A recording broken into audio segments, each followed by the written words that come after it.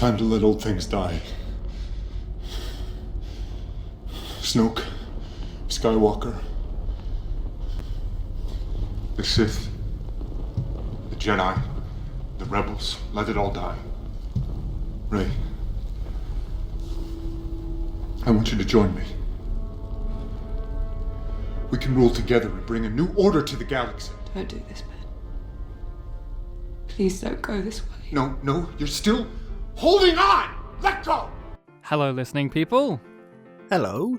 You're listening to Spit and Polish presents Pictures Powwow. I am one of your Last Jedis, Ryan Swinsky. And I'm Force-sensitive Bartek. Hello, Bartek. How are you?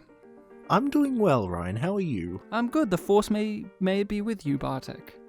Might be. It's not with the Jedi, apparently. So yeah, we're making Star Wars references because twist, Bartek. I lied. We're doing Star Trek. No, we're doing our weekly show, Pictures Powwow, and that's a show in which one of us decides a movie of the week, and I decided a Star Wars movie. And if we didn't have our Star Wars references in at the very beginning, Star Wars fans, fanboys, fangirls, fans would get very angry. They would write letters because that's how old they are. And they would say, I did not hear a Force Star Wars reference at the start of your show. Are you really a pop culture show? Are you some kind of nerd? No, but we did it anyway because society wants us to. We're peer pressured into doing that, aren't we, Bartek? I just thought we were doing a political discussion. Yeah. We're very political in this show. Let me tell like the prequels. you. Those Jedis were the fascists all along, as I said in our Revenge of the Sith episode. I've seen the Dave Chappelle sketch about the Jedi. I've seen Dave Chappelle on TV. I haven't met him in real life. So, Pictures Truly, Power. we come together. We come together. We're Polish. So, Polish equals political, as we all know.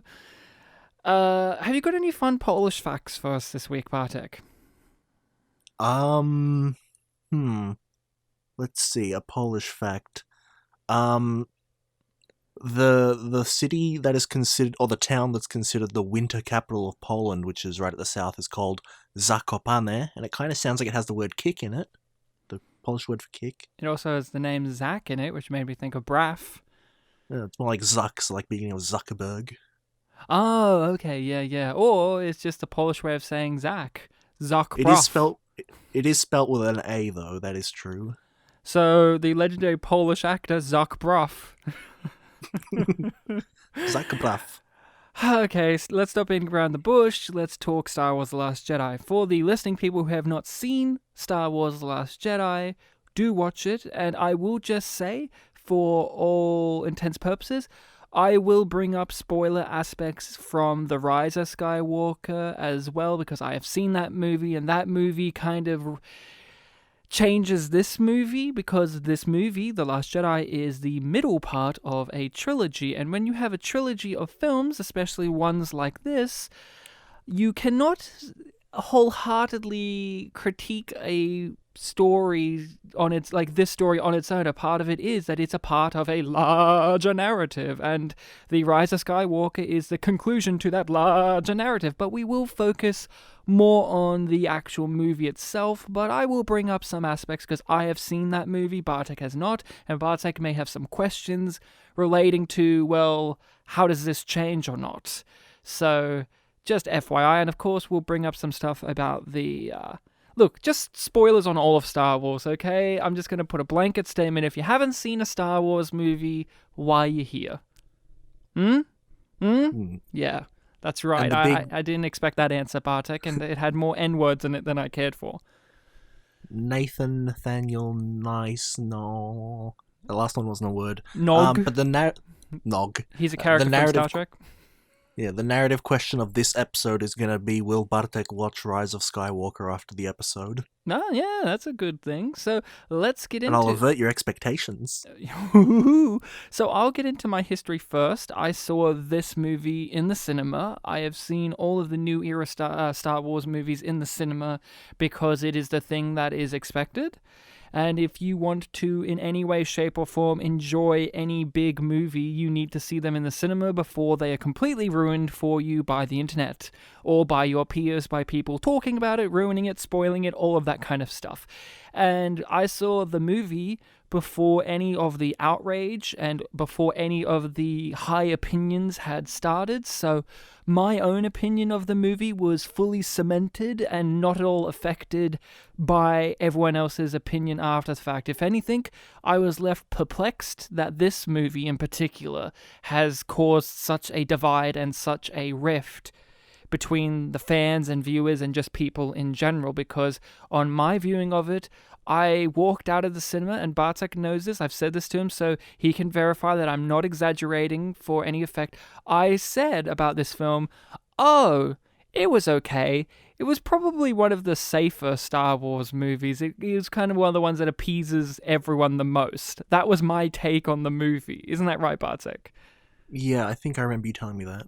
I walked out of it being like, hey, it was stupid, but it was stupid in a way Star Wars is stupid. Like, I didn't walk out of it seeing, like, the most hated, divisive, controversial, most high art, low art, whatever everyone said. I saw it as a safe move. I walked out going, yeah, that was everything that I expected it to be. It was a safe corporate move with some artistic flair here and there, but I walked out of it going, it was safe, it was marketable, it was fine, it was appeasing the fans, and I did not realize that it would be the opposite of that, and that kind of just says right up the front of the episode that I am not pretending that I have any idea of how the Star Wars fans' minds work. I'm a Star Trek guy, so I know how Star Trek fans' minds work, because I am one. But Bartek, what about you? What's your history with this movie? With this movie, I had not seen it until 2 nights ago. In terms of the sequel trilogy, and in the whole franchise, actually, the only Star Wars film I've seen in cinemas is The Force Awakens, back in 2015, I believe. Saw it as part of a fundraising thing for a dojo near me. And I remember that movie being okay-ish, but I wasn't really, hooked in to want to see the rest of the trilogy. It would always just be a kind of, if I do, I do, if I don't, I don't kind of thing. And evidently, yeah, it took me almost 5 years to check out the second one, which is this one. And I watched that the other night, back to back with The Force Awakens, because every time, obviously, I've watched this film after a lot of the discourse about the whole trilogy has been out. I watched them back to back because I remember any time I would listen to someone talk about this film, it would always be, as you said earlier, in the context of what came before it and nowadays what comes after it. So, since I wasn't able to follow a lot of the things in that, there was a lot of like technical terms and references to the first movie that completely slipped my mind. I just figured it would be better for me to have all the prerequisite material in my head before checking it out. Yeah, because as I said, this isn't just a single film. It is a part of a larger story. It is the second chapter. It is a continuation. It is the middle of the big story. So I think it's completely valid and justified that you would want to check out the introduction to the story to refresh yourself. You haven't seen that introduction since it's been released, so it's completely fair. And this movie, as a continuation, as a second part in a saga, does have to not only stand up as its own film, but it does have to work as a sequel. It does have to work as a continuing story. And that is something to comment upon. I did not rewatch The Force Awakens for this because I have watched it a few times, so I'm pretty familiar with it. I saw it a few times in the cinema, not by choice. Like, I saw it the first time because of choice, and then the second time we snuck into a movie and it just happened to be Star Wars, and we were like, oh, okay, we can see this again. It was fun. I enjoyed the Force Awakens. It was fine. It was everything I expected it to be. It was a J.J. Abrams movie, so that means it was a rip-off, a remake, a redo, a reskin of an already well-beloved franchise, but with more aggressive tone in terms of visual filmmaking and humor. And it was everything I expected it to be, and it didn't have to. And the only thing the new Star Wars movies really had to achieve at that point was to not be the prequels, and it achieved that. This film, The Last Jedi, had to do more than just not be the prequels. It had to live up to what The Force Awakens had set up. As I said, I found it to be fine when I first saw it. But Bartek, what was your feelings on it now, having first seen it? And like you said, it's hard not to be affected by the discourse around it, because if anything, the film is not so much notorious, but infamous now. Yeah, that's a good way of putting it. So in rewatching The Force Awakens, I actually found myself enjoying that film more than I remember enjoying it. Like, I remember it being okay, but this time round, I had a decent time with it. I could get into, like, the adventure feel of it. Some of the things that bothered me at the time didn't bother me as much this time, so it left me in sort of like a positive mood for The Last Jedi. Like, I wasn't actually fully set on watching them back to back. I just wanted to get one out of the way, but I decided to move along to it. So I watched The Last Jedi following it, and I remember there was a point about halfway through where I thought to myself, you know, I've heard that people really hate this film, and I'm honestly not hating it. I guess that means I kind of like it, but then I asked myself the question, what do I like about it? And I was kind of a little bit pressed for answers, so I guess am sort of in this middle ground of, it's, I guess, similar to you. It's okay. It's sort of working, but nothing really is standing out to make it great for me. Yeah.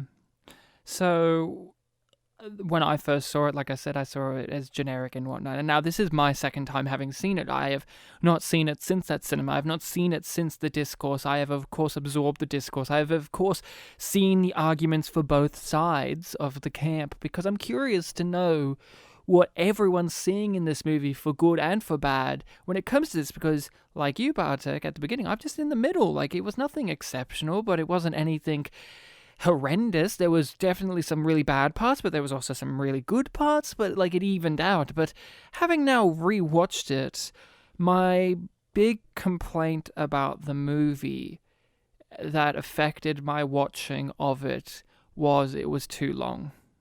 It was too long.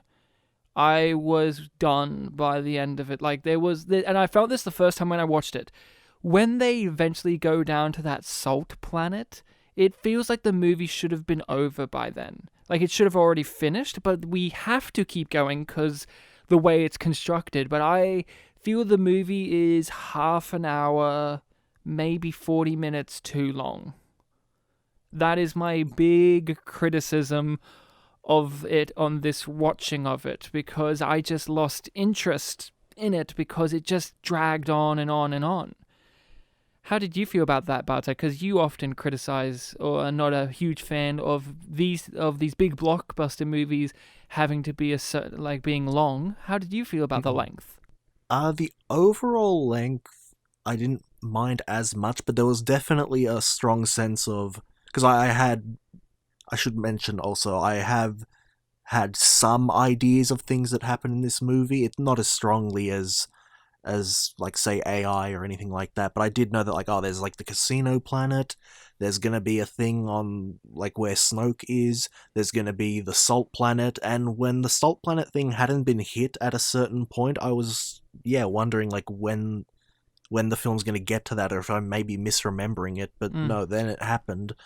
And you are right, when I think of that sequence in relation to everything else, like all the things that had happened, like most of the 3 or 4 side plots that were happening had sort of already been resolved at that point. And I know that if we were to compare it to, like, you know, The Empire Strikes Back, the ending of the film really is when all the side plots like merge back into one. But this was an ending sequence, so it kind of felt like the draw of the film was already over by that point, even though it is, you know, a final climactic battle, and I guess there would be visual merit to it in some ways, but yeah, definitely its placement in the film was a bit odd.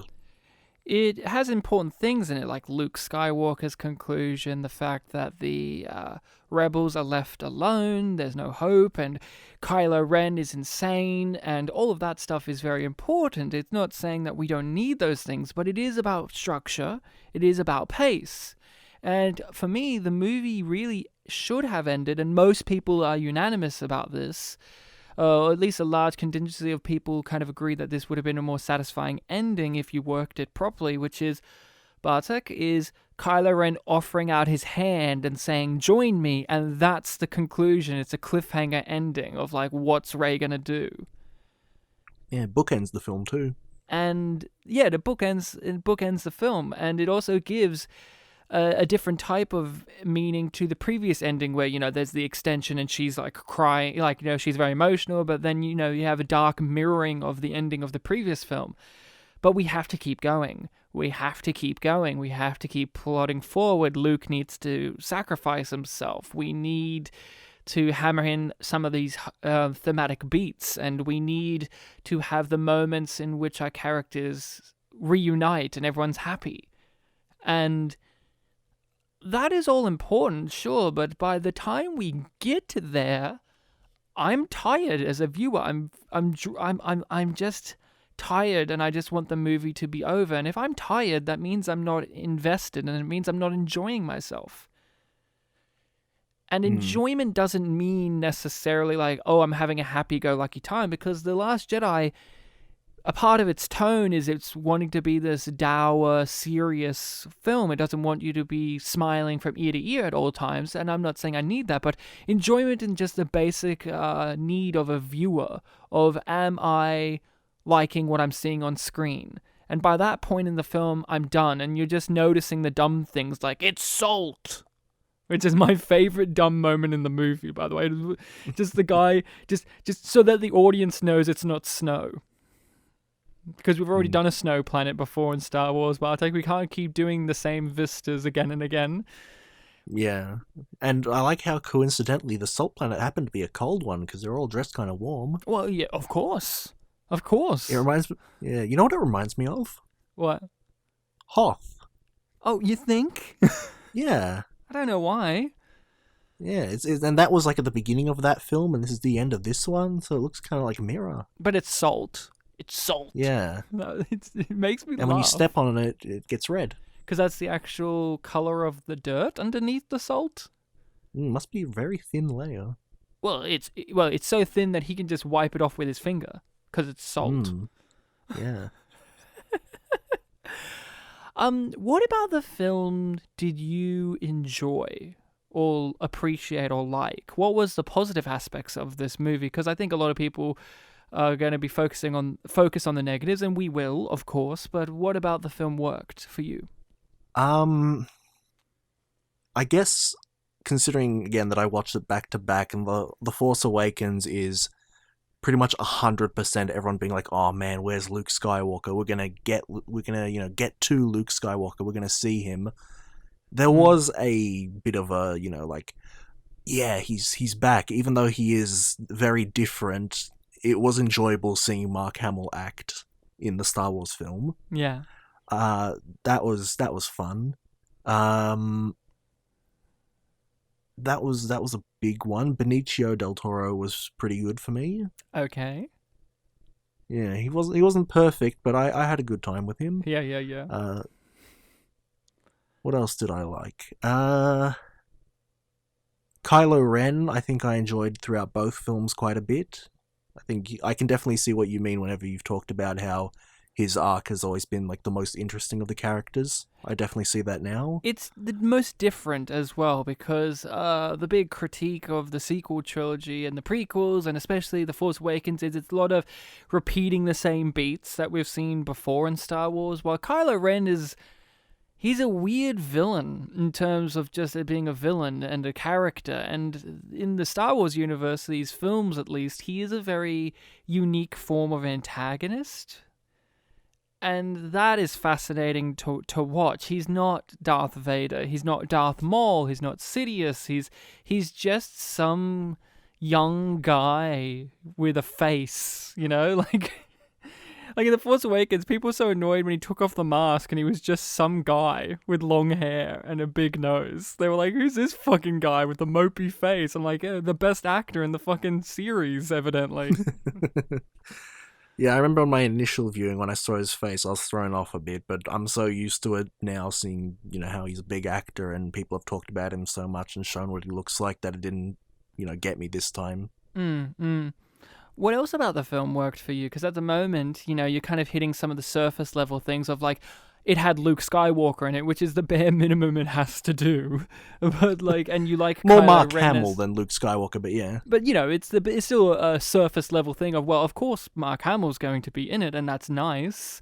It's like it's nice that Carrie Fisher is in the movie too. But like those are like the main, like those are basic. It's like saying it was nice that there were lightsabers in it. Of course, Yeah, I've basically listed 3 characters as things I like. But were there any themes, ideas, sequences, or scenes in particular that really struck home for you as good or great?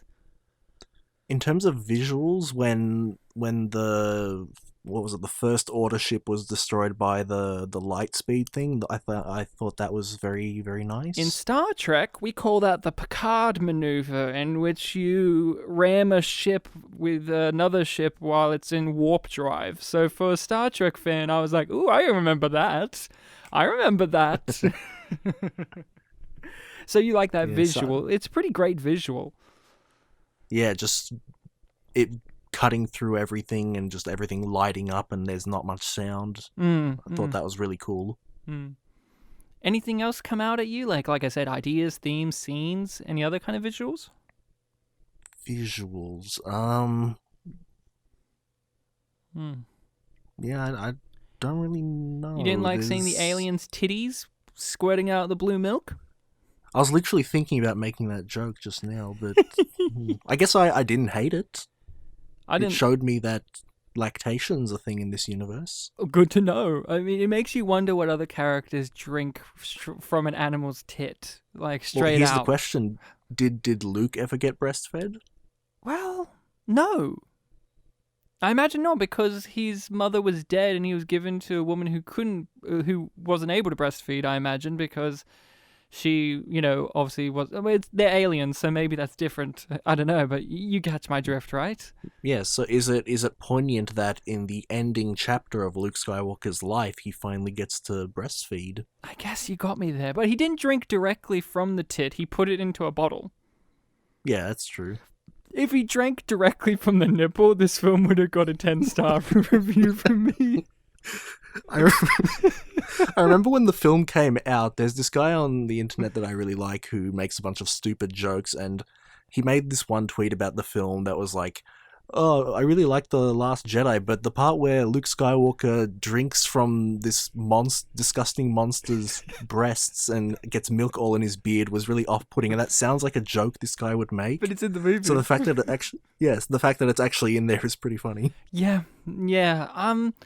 For myself, I find the film interesting, but frustrating, because there's so many ideas that are struggling to breathe.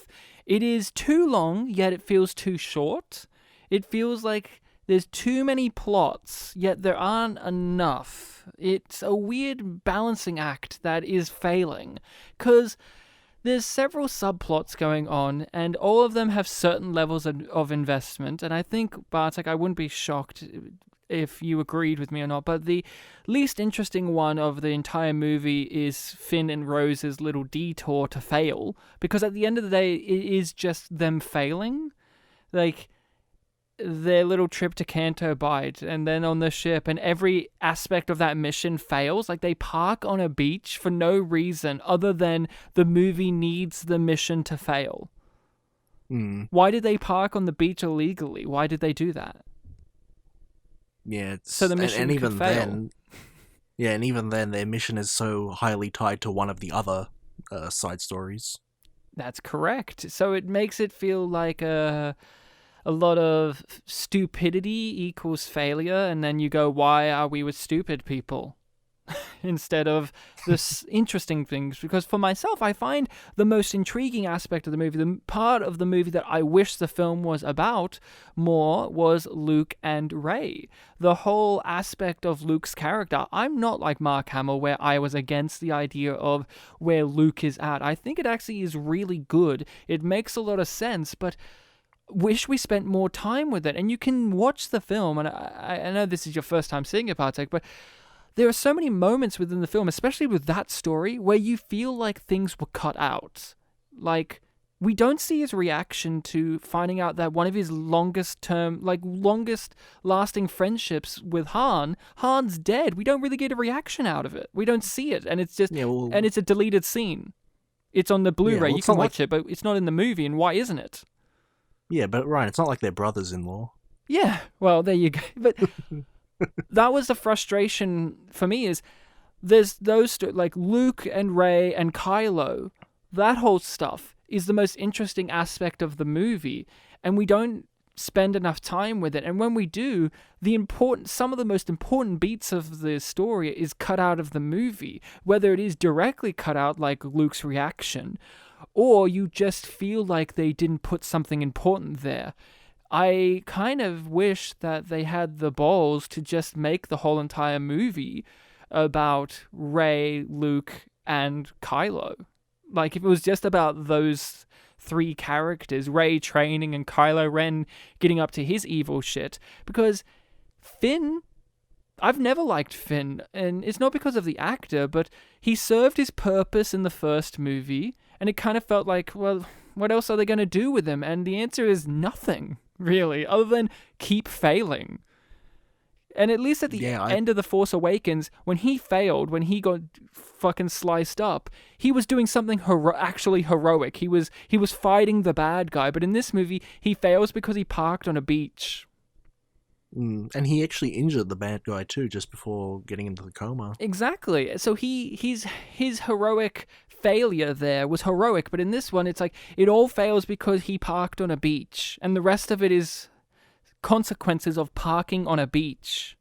And it's played for comedy, so how am I supposed to care about that character? And then with with Poe, his storyline is he's probably the one with the most simplistic but fleshed out or played out kind of character arc. You know, the hothead who learns to be level-headed by the end kind of thing.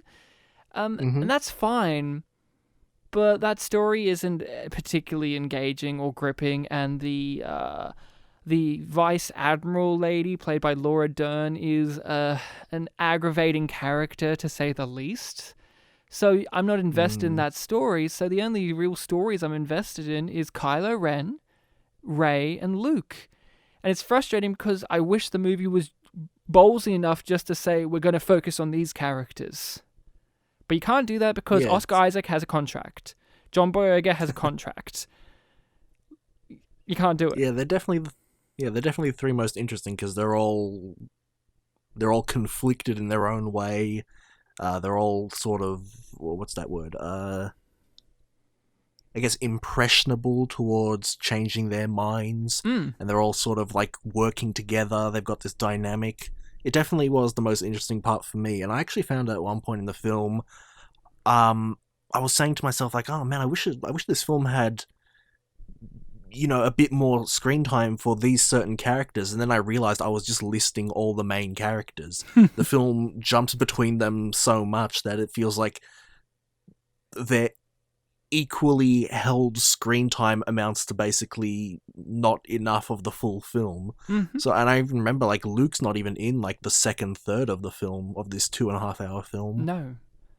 And I think it was Red Letter Media, someone said, like, a film usually has an A plot and a B plot and sometimes a C and D plot, right? But this film is nothing but B plots. Like, they're all equal in the level of importance, because an A plot is usually something big and important, but all of them have the same kind of amount of attention and the same level of, like, intensity to them in some way, shape, or form. Like, the slow spaceship fight is not really that threatening or important at the end of the day. Like, the film wants you to think it is, but from an audience point of view, you don't really care that much because you do not like this Vice Admiral lady because she is not telling anyone what's happening. So you're kind of like, I don't kind of care. And you're not, like you said, not enough screen time for it as well, but there's also, like, everything's equal. When in a movie, when you have an A and a B plot, the A plot is the thing that has more screen time, more time spent on it. And then the B plot is secondary, and it is, if it's a good B plot, it isn't just an isolated story. It connects narratively, or more importantly, thematically. And I feel like the Kylo Ren, Rey, and Luke stuff was not just connecting narratively, but thematically. They were interlinking. There was nuances there. But what was the stuff with Rose thematically connecting to when it comes to stuff with, say, Poe, or with Finn, or with, like, we save the animals. That's what this is all about. What does that thematically connect to? Nothing. Yeah, I guess, and I know this is something that you've always told me about as a dumb thing from the film, but her poignant message in the climax, which is about, protecting the things you love instead of fighting what you hate. I guess there was an idea throughout the film in some ways about something along those lines. I had the wording in my head, but it's just slipped now. I guess doing something that feels right and moral over something that would be practical. Yes. Yeah. It's just speechifying over telling a story. And Star Wars and Star Trek and a lot of sci-fi can do that. This is the theme of the movie, or this is the message of the scene, and we'll tell you. And that can be a trope or a cliche in some way, shape, or form. But if it's still interrupting the story, then it's interrupting the story. And that moment was interrupting the story to shove in a very ham-fisted message. Yeah, be right next to the enemy while the people that you're allied with are exploding in the background.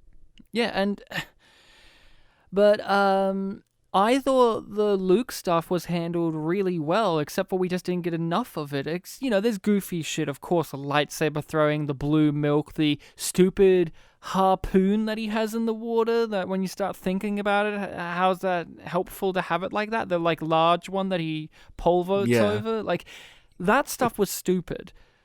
But the actual story, the idea of Luke rejecting the Force and shutting himself off and kind of being the antagonist himself, while Kylo is becoming sympathetic to not only our main character, but to us, the audience, none of that's invalid. None of that's a wrong idea to explore. And I don't even think that stuff is explored incorrectly. It is just time management. Spend time with it. Make it the central focus. Make that the A plot. Make the Finn and Rose and Poe stuff clearly the B plot. But no, everything is at the same level of importance because everyone has a contract. Oscar Isaac's a big star. We can't waste him. Yeah, it's weird to look at the poster and see how big Luke is, and then it basically being Luke's not in it much, part 2. Which is fine, but it isn't at the same time. Like, it's just a frustration because there is all of these heady ideas and themes in there, but the other aspects of the movie are so flat, generic, or goofy that it does taint those things. Because the second biggest complaint I have about the movie, other than it's too long, is it's tonally inconsistent, to say the least. Yeah, the tone is my big one. The opening act of the movie, especially the opening 20 minutes with the World War II bomber ships and Eddie Hitler from Bottom as one of the Imperial fleet, like Empire First Order fleet guys, and General Hux and the "I'm waiting for your mama" gag on the phone thing. All of that is so fucking terrible and tone deaf and tonally all over the place that I wouldn't blame people to shut the movie off at that point, because it is, I gotta say, outside of some of the prequels, one of the worst Star Wars openers. It is just horrible. Yeah, especially, again, coming straight from The Force Awakens, where he was sort of, like, menacing and not all his cards were out on the table.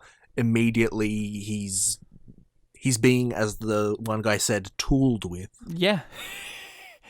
And just that opening scene, like, how did you feel about the whole opening sequence with them and, Poe shooting up the dreadnought, and there's that guy on the dreadnought who's like, shoot on that little ship, and, like, how did you feel about all the tonal things in that scene? Because you have comedy, you have intense emotions, like the slow-mo, the music drains out, that woman drops the bombs and she dies, but she died a hero, and, like, all that. How did you feel about the tonal wonderland of that opener? Yeah, all the Poe trying to be funny stuff was sort of what I was referencing earlier when I said that some of the comedy in the first film didn't work for me. I know that he's not in it all that much, but that's sort of like appealing to the camera with your wittiness kind of thing. Oh, he can't hear me, oh, your mama, I'm going to call you Hugs instead of Hux, to completely undermine any sort of menacing authority you might have in this franchise. Yeah, that stuff just was not working for me. I remember the general guy that you were talking about earlier, whatever his authority was, they were just terrible. Yeah, it felt like it was funny but not trying to be in a way. It was an old World War II B movie level of cheese, right? Yeah, and just the fact that he's in this red room, which is like just screaming like, "Oh, this is intensity. This is a war room." Yeah, one of the weird critiques that I have when it comes to that guy is, I'm not a huge Star Wars fan, people. I'm a Star Trek guy, so you can take my critiques of Star Wars all you like with a grain of salt. Hey, it's salt, but that guy is so overwrought that it reminds you that in the original movies and even the prequels, when you have these Empire guys, right? These evil guys, they were just like normal guys. Like, they were cold and emotionless, or they were, evil British guys, but they never played it like that. And it just made them scarier in those original movies. Like, just, think about Grand Moff Tarkin. He shouted and yelled and all that, but he was a cold, dignified, he was like, this is my job, and I do take pleasure in it, but this is my job. And that's what makes the people who work for the Empire, the humans, not the Siths and all that, scary. They were Nazis, basically. This guy just feels like a cartoon version of that. Yeah, when it comes to the original trilogy, I always think of, I think his name's Pyatt. Yeah. The British one who always talks in a sort of high voice but isn't really shouting kind of thing. Yeah, is he the one that gets I always choked think over the screen when Darth Vader's I can't remember. I think he's not in the fourth film. Oh, I think he's only in the second two. But yeah, I always think of him mainly. Just he's the ideal I have for, I guess what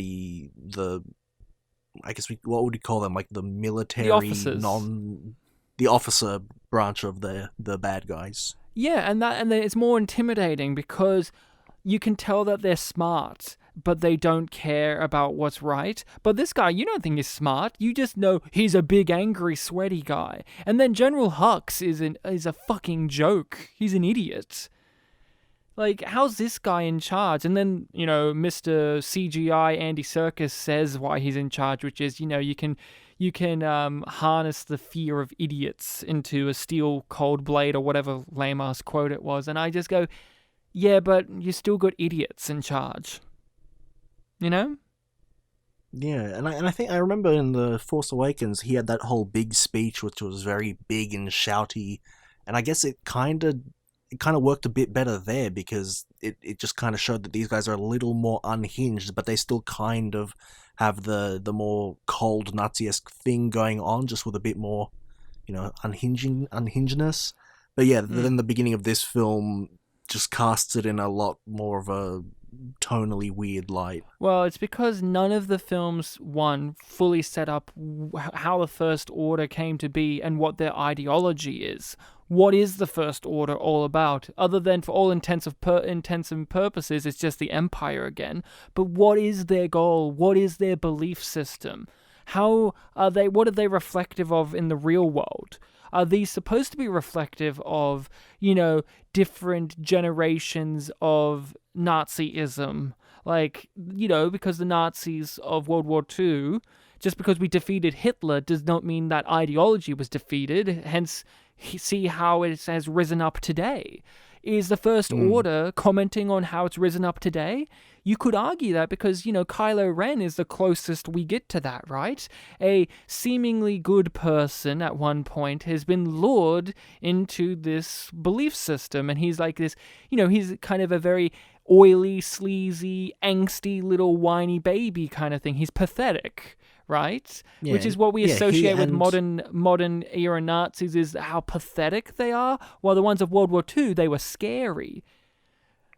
Yeah, and he and Hux both have a sort of youth about their appearance that I don't think was as prominent with the Empire people. No, and that's what made them good. But in this movie, Hux is a literal joke. The only moment I actually enjoyed of Hux was when Kylo Ren was on the floor and he was like getting ready to draw his gun, because it just showed you, like, with visuals, it showed you like, he's ready to try and, take power. Not only because we know he hates Kylo Ren, but he's seen the situation and he's like, if I kill him, I can be in charge. And that was good. Mm-hmm. That was good. That was the only moment of genuine menace from him. I was like, ooh, this guy's fucking dark. But in the rest of the movie, he's getting yamummered and called General Hugs. Yeah, and in 15 minutes after that, he's gonna get, like, thrown against the wall. Yeah. It's tonally all over the place, because as much as I understand the viewpoint of people who praise the movie, because I'm not in the camp of the people who hate the movie, but I'm not in the camp of people who love it, I just cannot fully relate to the people who love it, I guess, because it is so tonally all over the place. And it's not like you can't have levity in a movie. Of course you can. But it is... I don't know. It is... One, did you ever find it fun? Like, was there anything in the movie that you found genuinely funny? Let's see. I sort of, and this was a really early one, when BB-8 was trying to fix something and, like, he was, like, covering it up and then something else would break. His reactions I found a little bit amusing. Mm-hmm. Like, I guess I could say that. I don't think there was any, like, oh man, you really told him kind of funny things Zingers, in it, yeah. though. Yeah, no zingers. But you only found one thing kind of funny? Like, nothing else kind of hit your radar of amusement, or that was funny? Not just acknowledging really they're trying to be funny, but actually? Yeah, not really intentionally, I don't think. Yeah, I didn't find a single thing funny in the movie. Like, I didn't find... Like, I understood what they were trying to be, but none of the humor landed for me. And if that wasn't as prevalent of an aspect of the movie, I wouldn't critique it as strongly. But this movie is half... A part of it is a comedy. It's like 50% of it's a comedy. And if it's not funny, then it fails at the basic needs of the genre of comedy, which is what it is. Like 50%, this falls under the genre of comedy. Yeah, it's true. And yet, it's not funny. Like... It invests a lot of dollars into the comedy department, comic relief. Yeah, it's... None of it was truly offensive to me. There was things that I'm like, really? We're going to do a your mama joke and General Hugs, all that. Like, the opener was truly horrendous. But it kind of got a little bit better. But, I don't know. Canto Bight was a little too much for me. It was always a little too much for me. But on this rewatch, it was really a little too much for me. What are some critiques of the movie that you have, unless you have any further praising aspects, because I feel like you were a bit light on them, even though I don't think we hate the movie. But is there anything you want to add in praise before you give us some of your critiques? Again, this is another character thing, but the scene between Luke and R2-D2 had quite a bit of heart to it, I think. He literally said it was a cheap trick or cheap move when he gave them the little hologram. And I say that especially because Luke's first reaction to Chewbacca is, "What are you doing here?" again, that's one of the things that was like unintentionally like, whoa, why'd you do that? Because And then with R2D2, it's very tender. Because by the point he meets R2D2, his opinion has changed. He's been, when he meets Chewbacca, he's like, "What the hell, man? Like, I want to be left alone to die." But by the time he sees R2D2, he's shifting his opinion in some way. R2D2 was very wise to wait. Beep boop. Yeah. What's your language, Ryan? So what are some critiques you have of this movie? I remember I think it was the first cut of the film, like the first actual cut, editing-wise, threw me off because it was, they had the opening crawl, and then the camera was zooming down as if it was an asteroid, and it was like, the visual language was telling me like, oh, we're going somewhere, but then in the middle of this very fast motion, falling effect, it cuts away to like two people on the ground, and it just, and it felt really jarring that we didn't just follow the camera all the way down. Well, it's because every Star Wars movie has to start with a spaceship in outer space, but they wrote the script where it's not that. Yeah, that's true. But it didn't have like, I didn't feel a purpose for it. I don't know if it was a first person thing or not. No. It was just that Star Wars fans would get upset if you didn't start it out with a spaceship in space. So they had a spaceship in space, and then they zoomed past it, and then cut down to the ground. Yeah, but the zoom past was like it tilted down towards the ground, and then like zoom. And I don't know. I understand. Yeah, I know. But I know you understand. Yeah, it just felt like kind of almost like a whiplash. It is, but it's because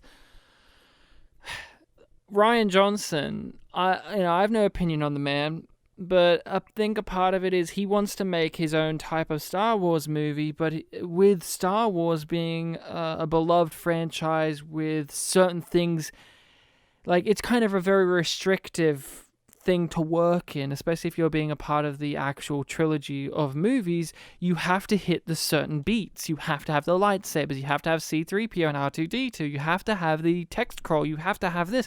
And I can feel Rian Johnson as a filmmaker.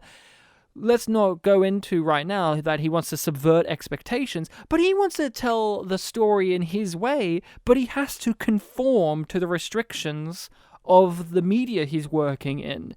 And he attempts to appease those requirements, but he still does it in his way. So you get what you get at the beginning. You get a whiplash because it's him doing his way, but also their way, the Star Wars way. Yeah, it's a very interesting way of compromising between like, okay, I have to do this, and then I have to transition to something else. Yeah, that's the movie though, isn't it? So you're like half a transition in terms of moving to something else, and then halfway through that will cut. I have talked about this on the podcast before. I've been talking about it a lot at late on my other podcast where we talk about TV shows where this is kind of very prevalent, is I'm a huge detractor of when the creators of a piece of media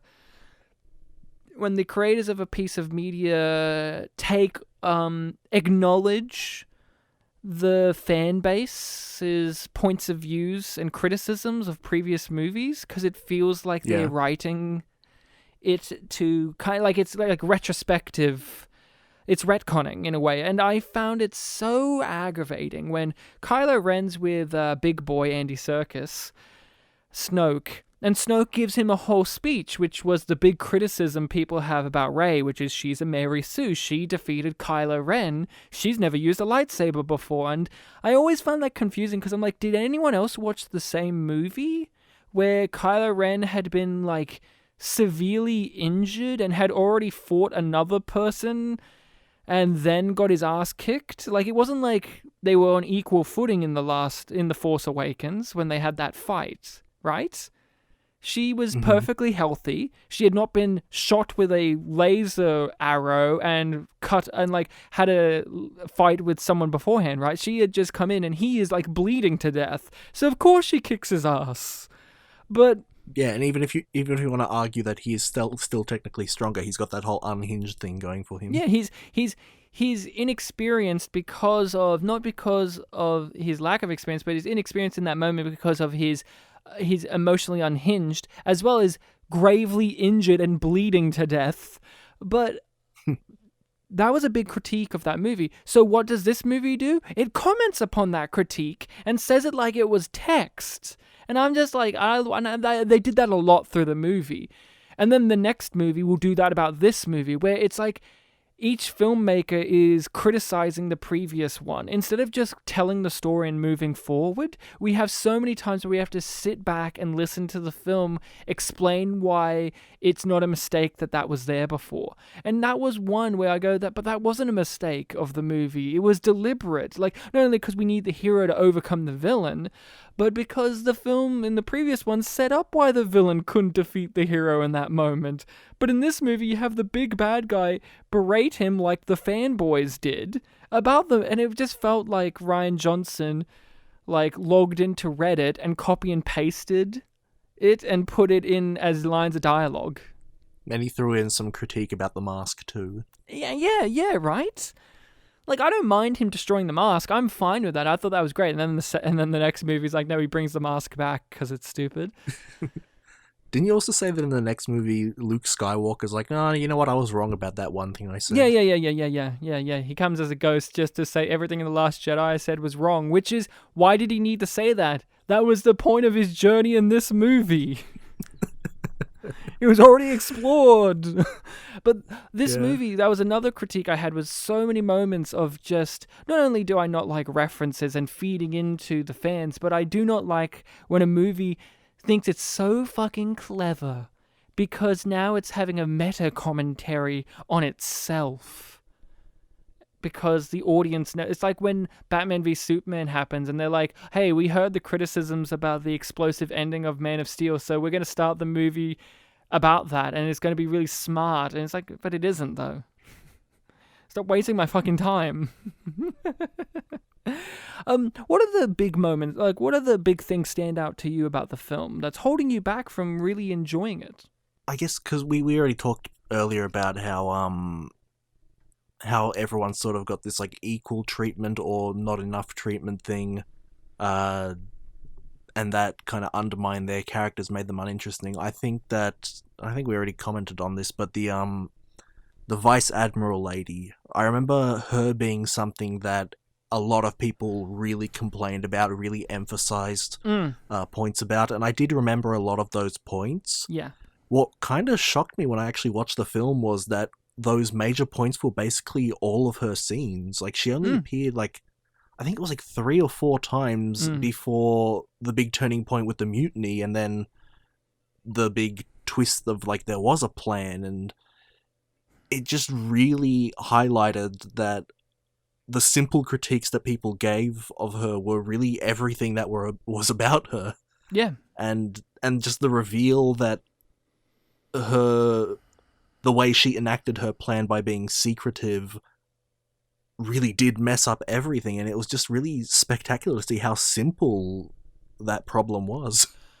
I found it very confusing because I understand the positive critique of the people who are pro her, right? I'm not against her. I like Laura Dern. I don't think the performance is as terrible as people want to say it is, but there is an element of that where it is hard to avoid the fact that she has a kind of at the beginning, a very kind of, I guess, man-hater type energy vibe there. And I understand where her ideology is coming from, but there does come a point where you go, wait, so she's supposed to be a vice admiral, now admiral.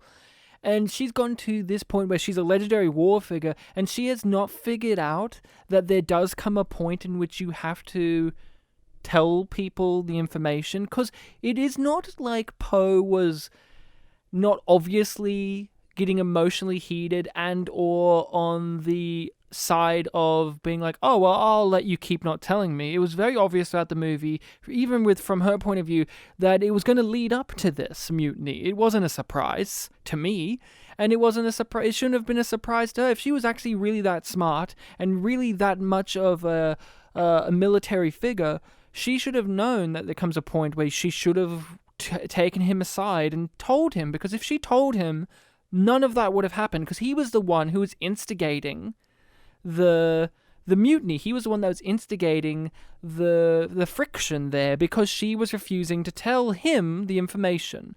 And if he was told the information, he would have let it go, and then no one else would have really gotten as trigger happy about it because no one else was. It was just him, and then he rallied everyone together to perform the mutiny. And at the end of the day, I go, look, I understand her point of view of like, you can't tell everyone your plans because it inspires hope that could be led astray. If it fails, then everyone's going to be even more depressed. I understand that.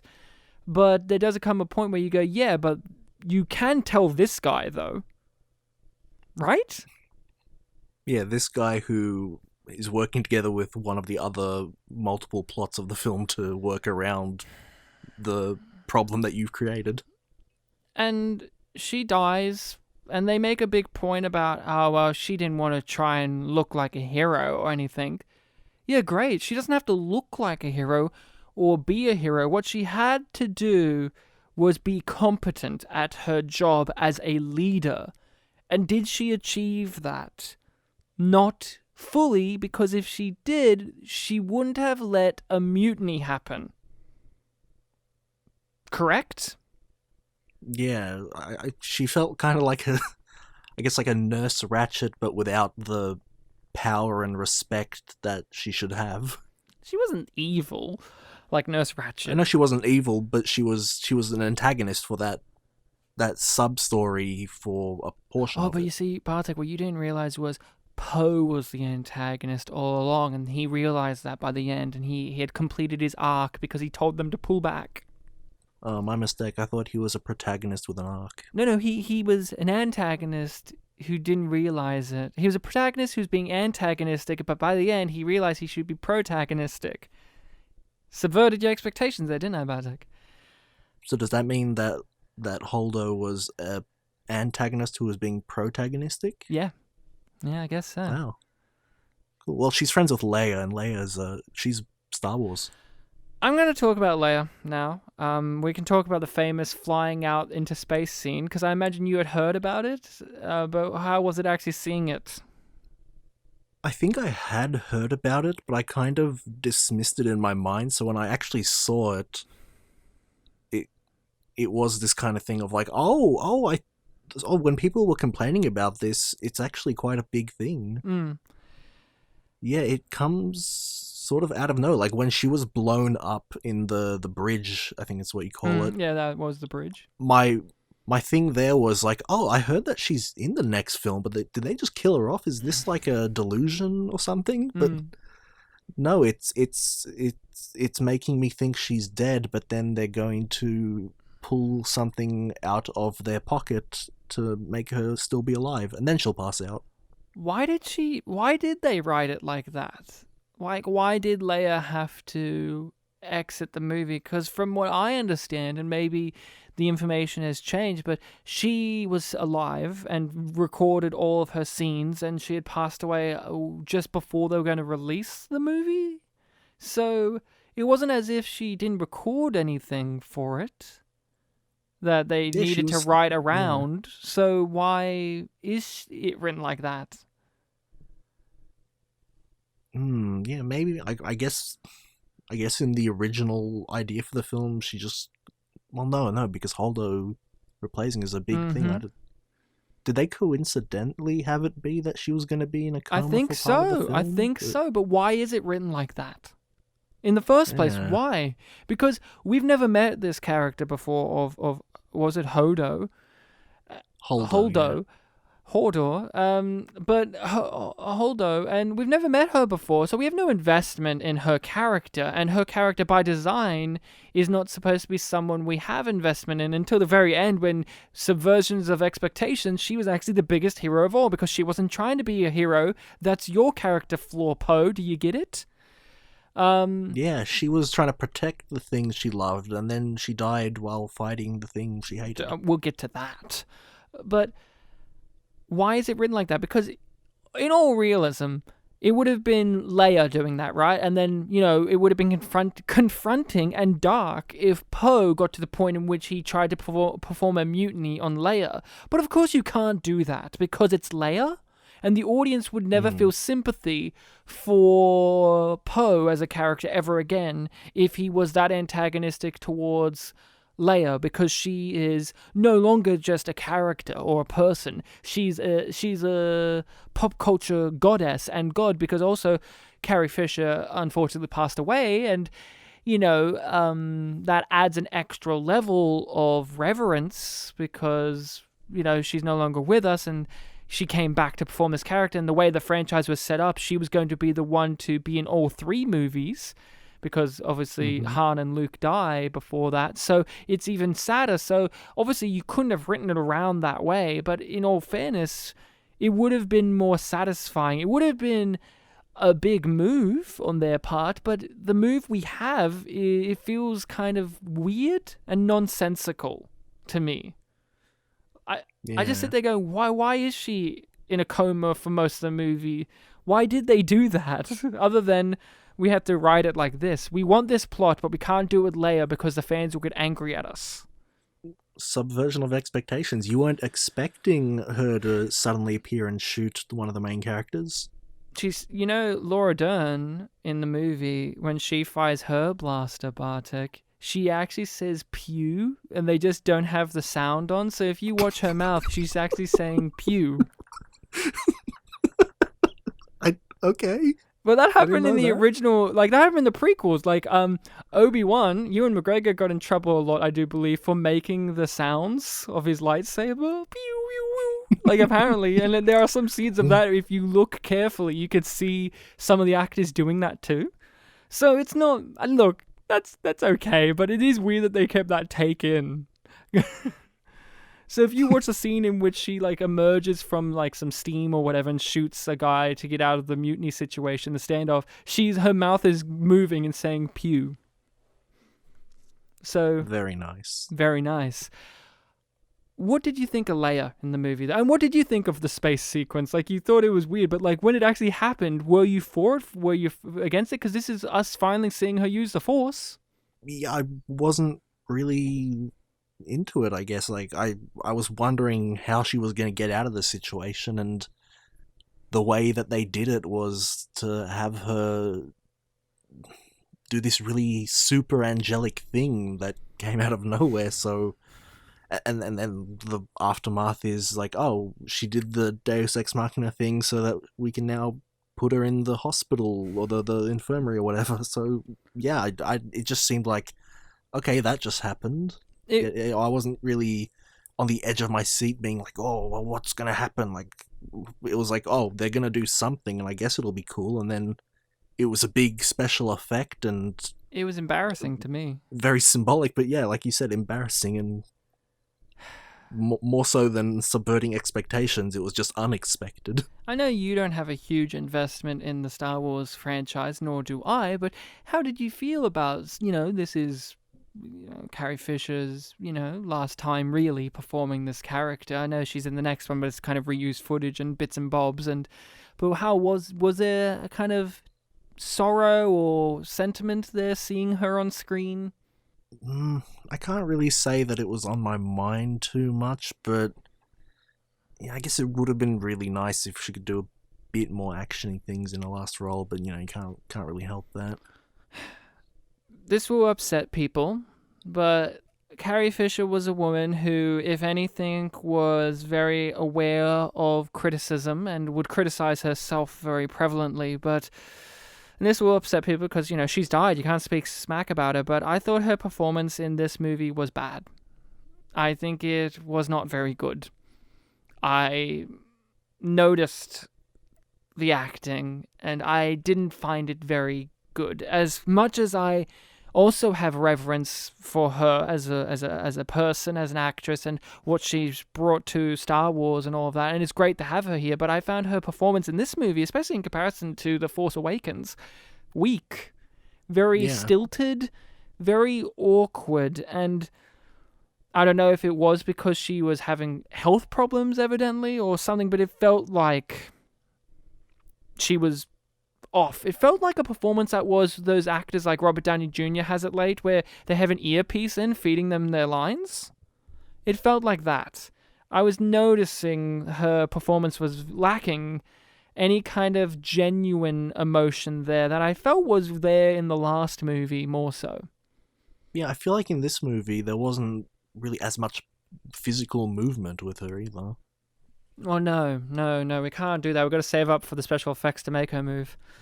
Yeah, because in the, I think even it's as simple as in the first movie she was standing a lot, and in this one she was sitting a lot. She had a cane. So there you go. Mm. Snoke dies, and he was a non-character. How did you feel about that? I remember, 3 years ago when I was still in my mindset of like, oh, I won't go out of my way to check it out. But I was interested in at least knowing a little bit more about him since, to be fair, the first film did introduce him. It didn't tell us much about him, and I was wondering, if they were going to do something with it. And I remember when I was talking to you about the film and, you were telling me all these things about it. At one point I just asked, like, oh, so whatever happened to that Snoke guy? And you just flat out said, like, oh, he amounted to nothing, really. They just killed him off. Yeah. And, yeah, seeing the film now for myself, like, obviously he was fairly prevalent in the first 2/3 of it. Like, fairly prevalent. He had lines. He had lines. He had menace. He said things that people listened to, and he had a climactic scene where he showed off some powers, and it seemed like this guy could actually get things done.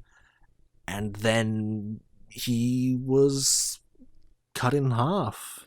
And then a bunch of people that were in the room that I barely noticed were the people that end up fighting the main characters. He did offer one important thing, which was he was the reason, apparently, that they could force connect. So he was the reason that Rey and Kylo have found an understanding with one another. Yeah. That was the only thing he really offered up at the end of it all. He offered up the mechanic of storytelling that I found very compelling. I found that compelling when they did force connect, and I liked how it gradually got more and more like he could feel the rain, like, on his glove and on his face and all that. Like, that stuff was good, but it's like, oh, so that Snoke could snare her in with a trap. Oh, so it kind of makes it silly? Like, oh, okay. Snoke was always bound to fail as a character because he was just the new version of Palpatine, the big, evil, old, ancient creature that's just evil. And Palpatine's a weak character who is elevated by a brilliant performance, an over-the-top performance, and iconic lines of dialogue. But in all honesty, in the original movies, when he's full-on Sidious, he's not that great. Like, he's fun, but it is a character brought by the performance. Here we are trying to replicate that again, but with a CGI version and with Andy Serkis, who's a great performer, but you're just trying to replicate the Emperor again. And the Emperor was lightning in a bottle. And the Emperor, it's a hard thing to try and replicate. And the prequels did it, and they managed to, but they managed because they got the same actor again. If it was a different actor playing a young version of that character, it wouldn't work. No one would care. But we care because, Ian McDiarmid is so good. And he's so good that the third movie had to bring him back so that people would be invested because they had no hope in Kylo Ren as an antagonist, which is upsetting because Kylo Ren is the strongest thing about all three of these movies. And he was the thing that got criticized the most, other than Rey being a Mary Sue, was, oh, who's this loser dressing up like Darth Vader with his stupid lightsaber?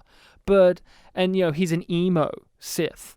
But at the end of the day, he's the strongest aspect of all three movies. Yeah.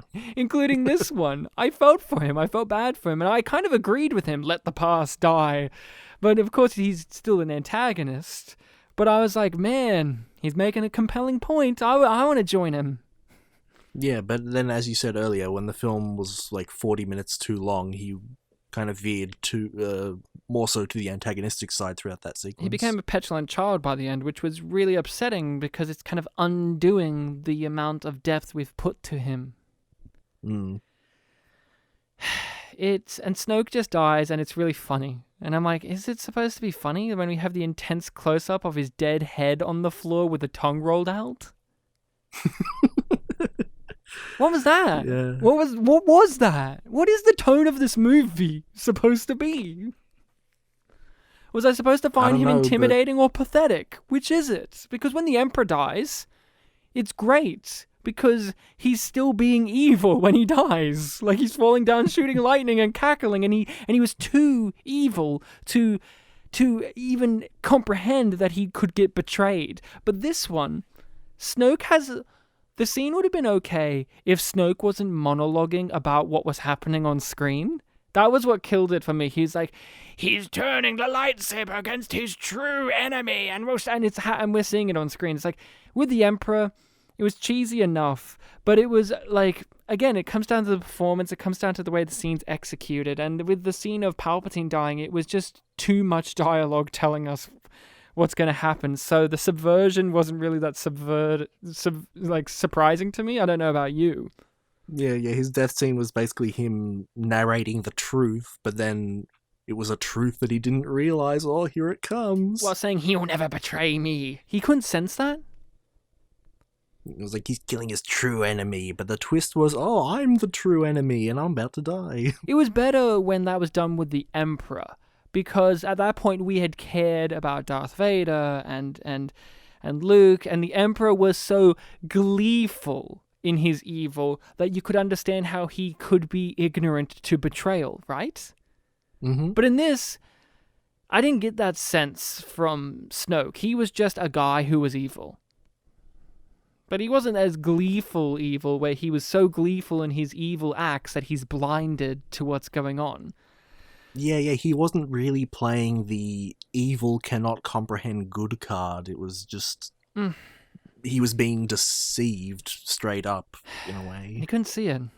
Who would have guessed? Yeah. Yet he could sense every other aspect of Kylo, except for that, huh? I mean, he could sense it, but he didn't know it was about him. Okay. Yeah, I know the Force kind of has its own rules, but I feel like noticing that something next to you, which you've prominently put there on your armrest, is moving through the Force. I don't know. I feel like that would be something you'd notice. No, don't think about it. The Force isn't about lifting rocks, so that's why Rey uses it to lift rocks at the end. Right after his death, with the fight with all the red people, when I was looking up some videos online of people talking about that, I liked that it seemed to be a sort of progression of the big fight scene from Surf Ninjas. A lot of guys walking off screen and rolling for away no from reason. the fight, rolling for no reason.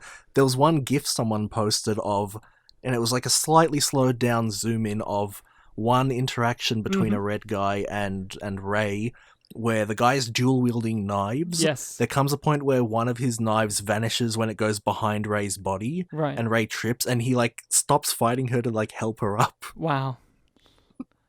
It's amazing, isn't it? Yeah. That subverted my expectations.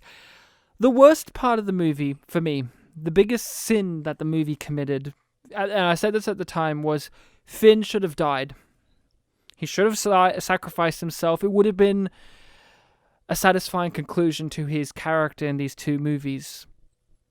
But he didn't, because the movie needed to have a message shoved in your face. Instead of letting a character's actions be the message being delivered, it needs another character to say them out loud with words, because we're dumb and we don't get it. Yeah, a lot of things with A lot of things with Finn are undermined in this film. Again, watched this back to back with the other one. He gets into a coma at the end of the last one. It's a big deal.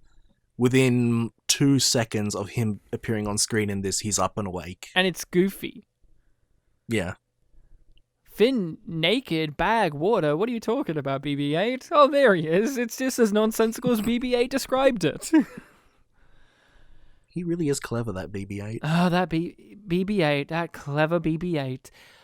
But the worst scene in the movie is when Rose crashes her ship into Finn's, because they've already established that these things are so rickety, so dangerous that Poe could just stomp his foot through one. Remember that? Oh, yeah, that's right, yeah. Yet she can crash her ship right into the cockpit of his. It wasn't like in the behind, it was right in. It was a T-bone. And yet they both live. And they're both good enough to walk all the distance back to the base. I didn't even think of that, you're right. Well, Bartek, don't think about it. That's what the movie doesn't want you to do. They want you to feel the emotions of her saying, don't fight what you hate, but save what you love. I guess, yeah, I was so distracted by the fact that it kind of showed Rey leaving the red guy fight room off screen that I didn't notice another thing. Well, like that, it's because she took his escape ship. Because Yeah, they Hux said it explained in it a with line of words, dialogue. Yeah. That's how we resolve things, with just a quick... I, of course, have mentioned I do another podcast with my wife, the Yum Yum podcast, where we talk about Star Trek Discovery, and it has been a big thing with me since Abrams took over Star Trek that the Star Wars and Star Trek franchises have bled so heavily into one another that it is hard to tell them apart. And even in this movie, the movie that is the most different type of Star Wars, there are so many aspects that I see in Star Trek Discovery and Star Trek, the Wrath of Star Trek Into Darkness and all that, that these are all becoming the same type of movies to me now. So I'm really noticing these patterns and like how, oh, we just said it with a quick line of dialogue, so that's enough. I hate that being an excuse for, oh, well, the story was told because we said it with a line of dialogue. Was it told in a satisfying way and or in a way that is better for the visual medium? No, but it was told, so you can't critique it. Yes, I can, because it wasn't satisfying. It wasn't satisfying when Hux just said, oh, well, she took an escape ship, so that's why she's down there.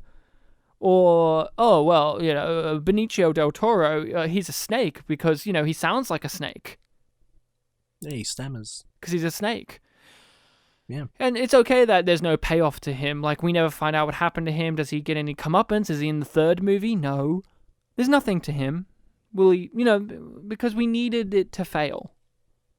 But it's okay because we said it with lines of dialogue, so it's fine. It's concluded. But don't fight what you hate, save what you love. And I just want to say right now, I have nothing against the actress of Rose, and I don't even hate the character of Rose, and I think that they did her dirty in the third movie. They should have had the balls to commit and make her a proper character. But that moment there is the weakest moment in the movie, because you just go, well, okay, we the audience are going, yeah, you know what? Finn sacrificing himself to save his pals? That is a good way to end his character. And then Rose takes that away from us so that she can deliver the most obvious, cheesy message of the movie. So I'm not endeared to her. Yeah, if he sacrificed himself, it would have been like kind of one-upping his ending for the other film. Like that one, he just attacked the big, strong guy of the faction that he's afraid of and trying to escape from. In this one, he would destroy a huge weapon, and it would have been all right. And from what you've told me, it sounds like he doesn't get as much to do even in the next film. Oh, no, he does. He gets to go, Rey! Rey! Like he did in this movie. He shouted Rey in the third one. The seventh one as well. That's his character. Rey! Rey! But they're not in love, according to J.J. Abrams. So if you read into that, that's your fault for thinking that. By the way, if you felt like Finn had any romantic attractions to her because they set it up like that and they played it like that, oh, you're wrong. By the way, that's on you. We never set it up like that. Even in this movie, you see it, right? Am I wrong for thinking that she at least likes him? Yeah. Apparently, you're wrong if you think Oh. that any character likes one another in any way. Fuck you. Oh, I figured that part at least would be undisputed, but considering that one of the words she says in that line is the four-lettered L word. No, shut up. Oh, we haven't talked about the best scene in the movie. I think it's your favorite scene, because I know she's your favorite character, when they get to talk to Butthole Eyes herself, Maz Kanata. That was a great scene, wasn't it? Weren't you glad that she was shoehorned into the movie? It was funny because she was giving exposition while in the middle of action scene. Because the audience needs the important delivery of information to them whilst bang bang's happening on screen, because we're too dumb and we can't have lines of dialogue just be told normally. We have to have it either done where they're doing a physical action like an action scene, or done in a way where it's quick fire, rapid talking. You can't just have characters talking at a normal rate. They have to be like doing fast quips or action while delivering the exposition. And also, she was talking to the wrong people. In the 7th film, she clearly says that Chewbacca is her boyfriend. She should have talked to him. She's the lamest character in all 3 of these movies, because her whole entire character is, oh, I know the answers to the mystery box, but I won't tell you. And then we never get answers to the mystery box because she never told us. My favorite quote to use from these movies is, oh, but that's a story for another time. Which we never hear about. Are you telling me that she doesn't have a fantastic payoff in the next film? Oh, Bartek, that's a story for another time. But yeah, The Last Jedi is just filled with dumb shit, filled with really smart shit, but importantly, Bartek, it's filled with subversions. Were you... I mean, I know you had elements spoiled for you, but was there anything that genuinely subverted your expectations? And if so, was it good? I feel like the only thing that kind of I wasn't expecting was what you were saying earlier about how the connection between Rey and Kylo was part of the plan of Snoke. I think that might be like the main thing that I wasn't expecting. Not necessarily that it shocked me to my core or anything, but I did kind of think like, oh, okay, there is some sort of like genuine thing happening there, but no, it was a subversion. I'm not too fussed about that though, but I feel like that might be the main one. Not that Luke tried to murder Kylo Ren when he was a teenage boy because he sensed darkness in him, and he's the reason that he's Kylo Ren, because he didn't believe in him? Yeah, I think I've had that one prominently spoiled to me, so I guess it lost its impact. And how did you feel about the death of Luke Skywalker? That was another thing that I found a bit tonally weird, because I had heard that he dies in this film, but it was one of those points that wasn't stressed as strongly. Because the film kind of doesn't stress it as strongly as you'd expect, right? Yeah, I see that now too, but yeah, it was a point that was stressed so little by people that I kind of thought like, oh, was I misremembering that? And then, like, you know, we had the fight scene. There's the part where, like, it seems like he's been cleaved in half, but he's clearly fine. And then, you know, he vanishes and he's on the planet. I'm like, oh, okay, so he actually survived. I misunderstood that. And then he vanishes. I'm like, oh, no, he does die. It was just on his own terms, I guess. He used up all of his Force energy, and he became one with the Force, like Obi-Wan. Like Yoda. Yeah, like Yoda, but I think more of like an Obi-Wan thing, right? Where the clothes drop as well. Like, it reminded me of Obi-Wan a lot. I guess it's because that's the first time we see that kind of happen. I know Yoda does it too, but like, it's Obi-Wan, right? Yoda was just, he was getting old. I think Obi-Wan and Luke are the only ones that do the vanish thing, right? I thought... or does Yoda do it as well? I think Yoda did it as well, but I think he was old and tired and dying, and he's like, okay, now I'm doing it, and he just kind of fades. If I'm not mistaken. I know he was on his deathbed. Yeah, I know he's on his deathbed, but I can't remember if he vanishes. I think his body vanishes. It's been a while, though. Okay. But fair enough. Obi-Wan willingly does it, as does Luke. And he has he has a very similar thing of, like, you strike me down type attitude against Kylo. So and of course with the whole thing is he's become Obi-Wan, right? The old exiled Jedi who's grumpy and kind of lost their way in things, but a young new apprentice has come into their world that has reinvigorated them, and they're going to help them, and then at the end they sacrifice themselves and kind of teach. Then they give a and they have a tortured relationship with the villain that, in a way, they helped make the villain kind of thing, right? Mm-hmm. He's the new Obi-Wan, which, again, I'm not against that happening with Luke. That's a good mirroring, but Luke dies, and they do there's the binary stars in the sky, or whatever. Remember that? You remember it? Yeah, the two light sources. You remember it? Mm. That was in Star Wars. You remember it? Yeah, Luke peas and yeah. And but it is so non-impactful. I like Luke Skywalker. I like Star Wars, but and there are Star Wars people who are had a really strong emotional reaction to it. They cry or they're angry or whatever. When I see it, it's just so kind of, oh yeah, Luke dies in the movie too. Yeah. Like when Han died, it was more impactful. Because he was actually a character throughout the movie we invested ourselves in and cared about, and they spent time with him. And when he died, it was emotional because he was still trying to reach out and be good, and he died. Mm. Right? You felt like, did you feel like, out of the two, who did you feel more emotion about when they died? Oh, definitely Han. It wasn't the ending of the film. It was a scene that had been built up.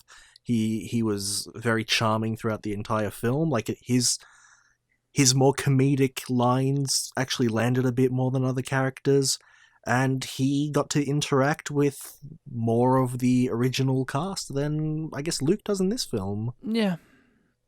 And also, Luke's just been a dick the whole movie, so at the end when he sacrifices himself because he's had a character arc in which he's been good, yeah, it's good, but it's like, oh, his final act was to be good, but for the whole movie he's been a dick. Okay. Mm. Like, it means that you have to be wholly invested in Luke and not invested in him in this movie to care. It means you have to be invested in the entire character of Luke throughout the journey of the previous trilogy. Like the original trilogy, which is a strength and a weakness of something like this, right? Because it's banking on the fact that you care about Luke, and I do care, but at the same time, this movie needs to stand on its own merits, and it needs to build up this character enough for when he dies, we actually do have a big emotional reaction, as well as just the fact of he's been a long-lasting character. The film itself needs to build him up, like it did with Han. Yeah, it's funny. They have this... Of any film, this film has this huge thing of like it has these iconic characters from all the way back in the 70s that they can use as a sort of leverage for like easy appeal and they don't manipulate that too much, even if something could have been done with it and the end product ends up being this weird kind of tonally. I don't even know if any of that made sense. No, yeah. it made sense to me because it's just, that is the film. I gotta ask you, as someone who's watched the Star Wars The Force Awakens right before this, Captain Phasma appeared in this movie to remind us that was a problem that Finn had. Did that make any real impact on you when she appeared in The Last Jedi so that they could kill her? Because for me, I saw it in the cinema, and for me, I saw it this time around, so I haven't watched them back to back. So Captain Phasma, to me, was always like, oh yeah, she's a thing, right? I don't care, though. Can we just move on? But how was it for you when she turned up? Yeah, I remember when I first watched The Force Awakens, she obviously stood out because she's the stormtrooper that has a different design, she's a woman, and she's in power, and it's something that sticks out. And then that film kind of anticlimactically did something with her, but it didn't kill her off, so there was potential. And then in this film, you don't see her that much, and then she appears near the end of Finn's solo adventure. Side story adventure thing, and it's just taking away everything that happens in it, it's just a final showdown to something that really didn't have all that much to it in the first place. She was never presented in the movie until those moments. We never saw her earlier in the movie. Yeah, I was actually hesitating to say that because I didn't know if I misremembered or if that was the case, but evidently you're saying that is the case. It's a failure of a storytelling because at the end of the day, we get it.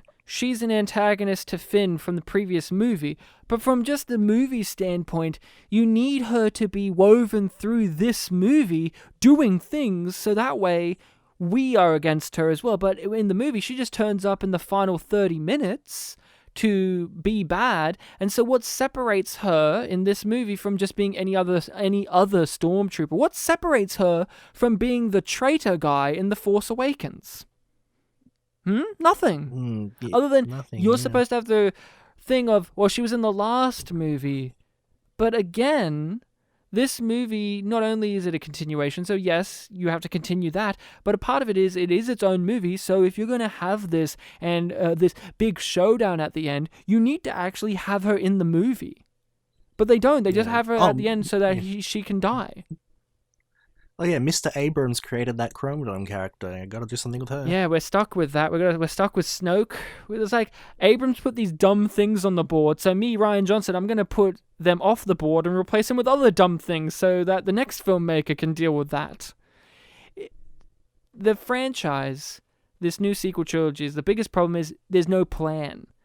Say what we want about the prequels, they're incoherent, and I think they are worse because of the overt racism, the poor acting, the poor direction, the poor CG, the poor storytelling in its own right. But it was planned out. You could see how George was thinking about how this was going to all come to pass, right? But this series, none of it was planned out because J.J. Abrams, in particular, is a guy who doesn't like planning things out. He's mystery box storytelling. He's Mr. I love Act 1 of a movie, of a story, but I do not like a conclusion. So he sets up all of these things, and then he goes, good luck everyone else trying to figure out where to go with them.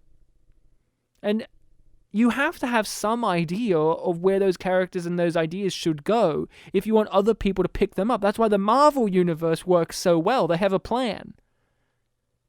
They have plans, they have ideas, they have things they know they want to go towards, but they also know that, hey, sometimes when you're making a thing, they don't always go to plan, you have to shift and alter stuff. But this, it was like, It's all shifting and altering, but intentionally it's so. Mad Libs. Each one's a Mad Lib. So Abrams put on this fake Palpatine character, and Ryan Johnson comes in and he goes, but I don't want that. That's really stupid, and what am I going to do with that other than repeat Palpatine? I know, I'll kill him. And, what's Rey's backstory? And he goes, I don't want Rey to be related to anyone, because that's overdone. I know, how about she's related to no one, and she's a no one, and that's a part of her character. And that, I like that. I like the fact that Rey was no one. Mm-hmm. And then the third movie comes along and goes, oh no, her parents were people. They just chose to be no ones. Dumb. It's like, we're actors, we did improvisation, we know all about yes and this one just seems to be like, no I'll shoot that down. No but. No but. It's like, oh yeah, here's the guy that can start a scene really well, and here's the guy that wants to surprise you to a fault. I think both of them failed in different ways. I blame J.J. Abrams for, in a way, being a poor setup, because there was potential there, but you also have to have it be so that other people can continue on the story. And Ryan Johnson, I do feel sorry for in some way, because there's so many elements that Abrams left behind that there were no answers to. And they were kind of dumb to begin with. Like, Snoke was a dumb idea to begin with. Chrome Dome was a dumb idea to begin with. All these things were kind of... So I don't blame him for kind of going, okay, I'm just going to get rid of those and I'm going to wrap them up and all that. But he has his way of doing it. I'm going to subvert your expectations. I'm going to laugh and go, haha, you didn't expect that coming. And that can be good sometimes. Like I said, I enjoy the Rey is nobody. I thought that was delivered well. That was a good subversion, but I think both of them lacked in the ability to tell the story, to tell a satisfying story. And then J.J. Abrams came back and really proved that he cannot do conclusions. Any questions you've got, Bartek, about how The Last Jedi is affected by the finale? Sorry, could you ask that again? Did you say The Last Jedi affected by the finale? Yeah, like any questions you got about how the Last Jedi now has been affected by the last entry of this series? Because Right, the finale of the next film. I thought you meant by its own ending. I mean, like, it is what? affected by its own ending. It sucks. Let's see. There was actually one question I had way early in this episode, and it's just slipped my mind. It was something about thematics. There was something to do with a theme, and you were saying something in this episode about, is this trying to make a commentary on this? Oh, And I was the gonna ask if First the next Order. film. I was talking about. Yes, that's it. It was the First Order. Yeah. Do you learn No. more about the backstory? No. General Hux gets killed and replaced with Richard E. Grant, who is called General Pride. Ha ha ha! And he comes across way more like a New Hope type of villain. He's a dignified British man who has his mustache twirling moments, but he feels more like an old school Empire guy. But no. You never really get an understanding of how they came to be, who they are, what they're about, you don't really know. All you know is Palpatine was in charge the whole time. Yeah, and I think I remember you telling me that there was a twist about Hux. Oh, he's a spy. He's so annoyed that Kylo Ren's in charge that he's turncoats. So stupid. Right. Does the next film settle on whether the good guys are the Resistance or the Rebels? Good question, huh? Yeah. It settles on that Kylo Ren's a good guy at the end. Because the Knights of Ren turn up in the last movie. Remember those characters that were really hyped up?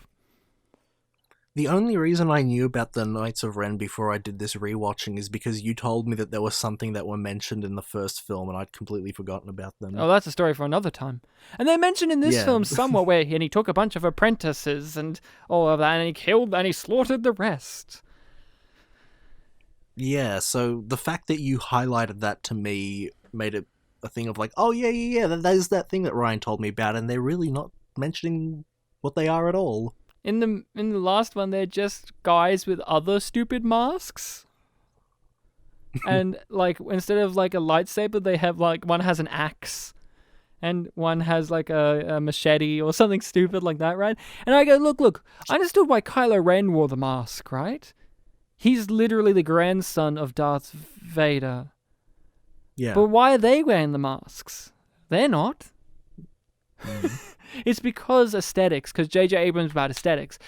The big thing is The Last Jedi on a rewatch really falls apart because of how the next movie handles it, because a lot of this movie is just rejected outright and or completely ignored. So when you watch this in a full trilogy, and Bartek, I'm curious if you will get around to watching The Rise of Skywalker after all this is said and done, but this movie kind of feels, this Last Jedi feels like an entry that in retrospect now, because of how the series concludes, it feels like it actually kind of contributes nothing.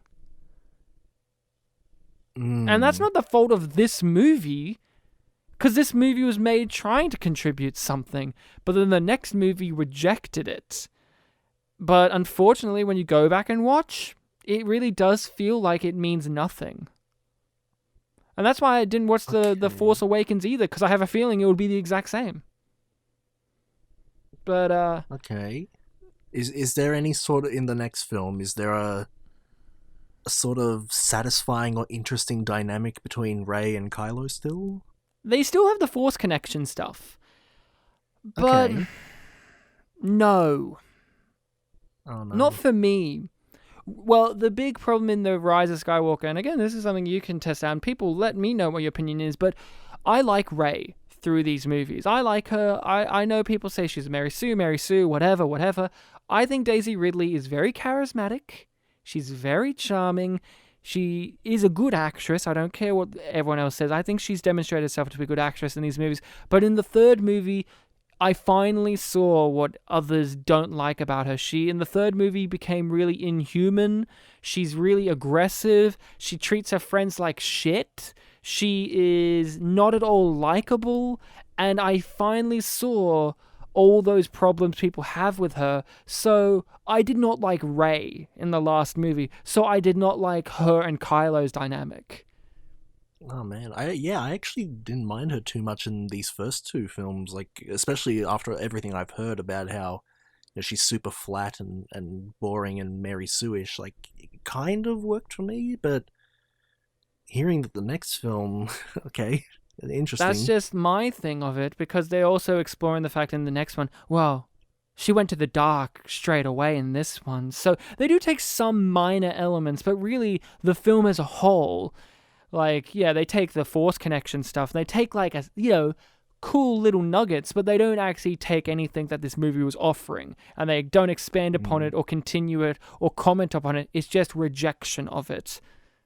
Which, ironically is what Rian Johnson was doing in the first place, let the past die. It was kind of a commentary on that, hey, JJ, don't remake the same movie again, but also I'm going to try and remake Empire in my own way. Mm-hmm. And where does Fortnite fit into all this? Fuck you. One last thing I will say about the movie is, and we have talked about this, but this isn't a complaint that we often bring up on the pod, is when a convenience of the plot turns into contrivance. This film had so many moments where, ooh, that was convenient, to the point in which it became contrived. Did you have these feelings?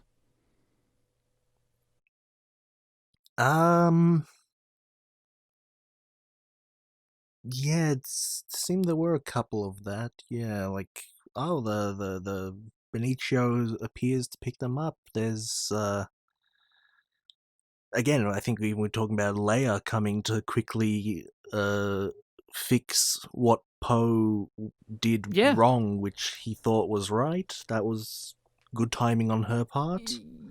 Them putting the ship on the beach so that they could get arrested, so they can't get the hacker, so then they go to prison, so then they meet the Benicio Del Toro character in prison who breaks them out, and then, like you said, he finds them, and then he who didn't seem to really have any reason for being in there in the first place, since he could have left at any time. And then he takes them to the ship, and he can conveniently hack into the ship, but hey, he double crosses them, so that way Finn and Rose can meet Captain Phasma, so then they can kill Captain Phasma. And then if the mission fails on that ship, it means that they can have to then go down to the planet, and it's like so many moments of, oh, that was convenient, to the point in which it does turn over into contrived. And I rarely comment on those things, like we do, but it was a lot of, oh, that was convenient. Oh, well, no, that was convenient. And it just kept going and going and going and going. I feel like in small doses it can work, but yeah, a lot of them, you've got too much Deus Ex Machina going on. And, sometimes a Deus Ex Machina can be fine if you are invested. Like, if you buy into the story and the character and the tone and the world, Star Wars has many contrived moments and people get focused on them. But if you enjoy the story and the characters and everything, you can look over that. But this one, it was just too many. Yeah, too many for a middle-of-the-road film. That's Star Wars, The Last Jedi. There's plenty of things we didn't talk about because there's just too many. But overall, a mess of a movie. But a movie that I can see the things that people like, and I can see the things that people hate. This time around, I gotta be honest, I'm kind of leaning towards the people hate side a little bit more than I did the first time. The first time, I just kind of dismissed it, I guess. I saw it as just an average popcorn flick. I saw, like, oh, it was Star Wars. It did the, you remember this things? And it had lightsaber fights and shooty, and I kind of, was disparaging of the fan base, I guess. And in all fairness, the fan base in both the people who are for this movie and the people who are against it have got to the point of being toxic over this movie, because I still think that this movie is in the middle, but that's Star Wars. People are going to get upset no matter what. And I kind of have to say, as someone who loves Star Trek and science fiction, and I've been noticing all of these properties that are being brought back to life and wrung out for money, people don't like me saying this, but guys, maybe Star Wars maybe we just don't need any more of it. Like, it was a good series of movies. You have your TV shows and your books and your games, but do we need any more? Do we need any more Star Trek? There was 50 years worth of it. Do we need any more? Maybe there's just no need to tell any more stories here. Maybe they were just good, but we can move on to other things with science fiction. Do we need any more? I think we've drained them dry, guys. People don't like hearing that, and I understand, but when I see something like this and the Rise of Skywalker, I kind of go, guys, let the past die. Kill the past. Kill it if you need to. Bartek, would you recommend this movie? Again, my experience of it was me watching it, realizing that I didn't hate it, and then asking myself if I liked it and saying not really, no. So if I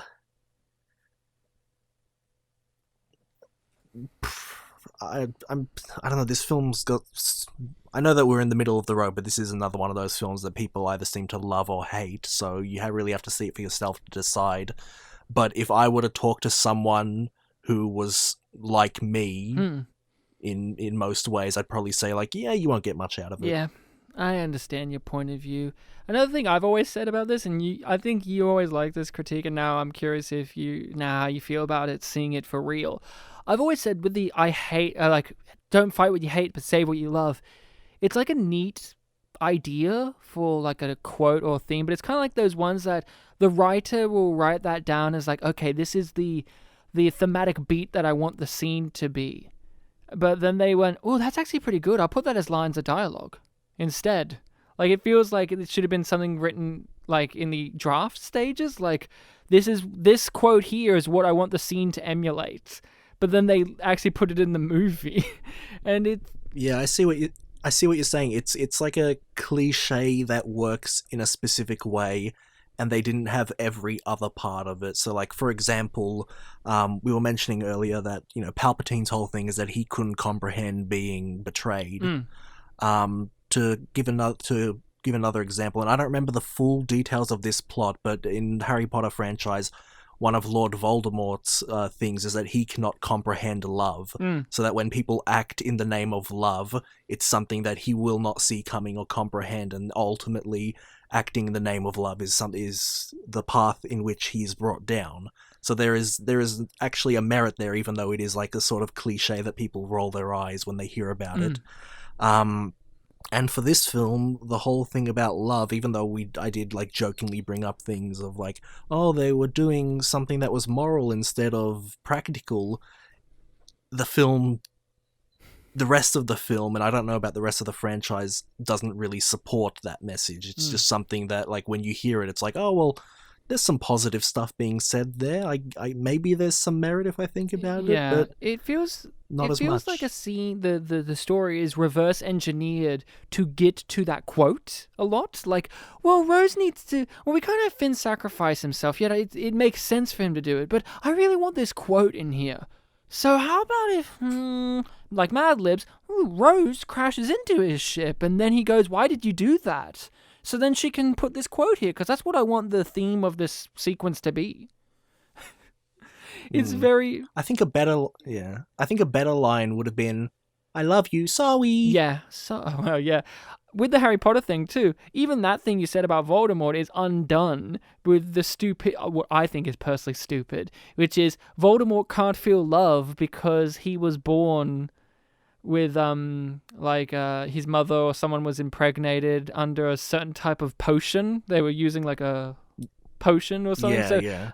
Love potion for his muggle dad. Yeah, and so that's why he can't feel love. And I'm like, oh, it's not just like psychology wise, he's not like he's a sociopath. It's he was born that way because of magic. And I find that kind of thing stupid. And this movie, like you said, Star Wars Last Jedi kind of has moments of that kind of thing where, we need the plot to reverse, like, mechanically engineer itself to fit this stupid thing that I want to put in.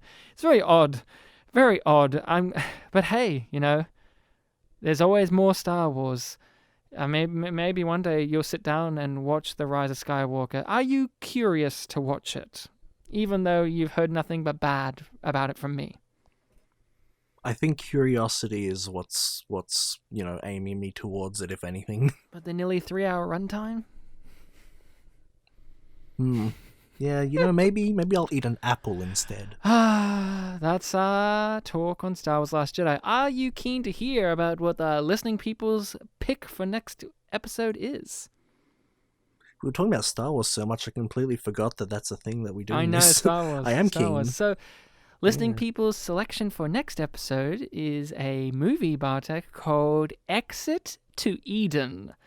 A movie starring our boy, Dan Aykroyd. Okay. That was recommended by my one of my wife's good friends, Brene. Brene, not Bronwyn or Renee. She couldn't decide on one, so had to go with both. So Exit to Eden with Dan Aykroyd is the movie of choice next time. So listening people, make sure to check that out in the interim. And while you're there, you can always contact us on our email, spitandpolished@gmail.com, to ask us some questions, give us your thoughts, theories, concerns, queries on things we've talked about. Where do you land on The Last Jedi? You can, of course, also give us your suggestions for movies to cover on the show. It's not just Bronwyn or Renee or Brene.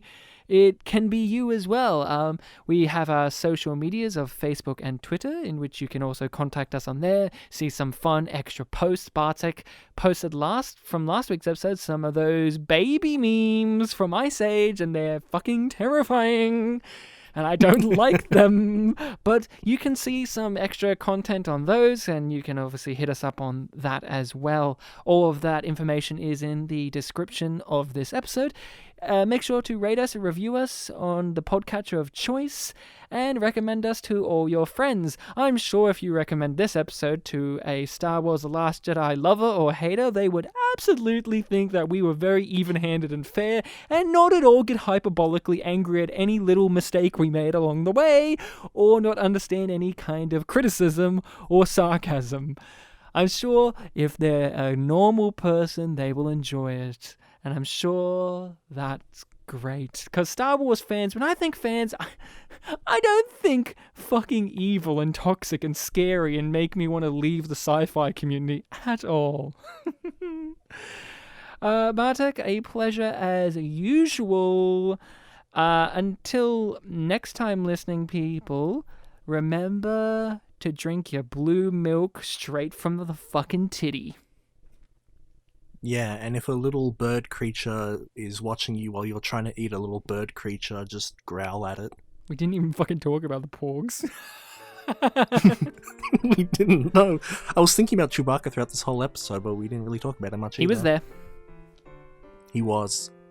I like it when an iconic duo character is left on their own and they become, a new character. A nothing. Yeah.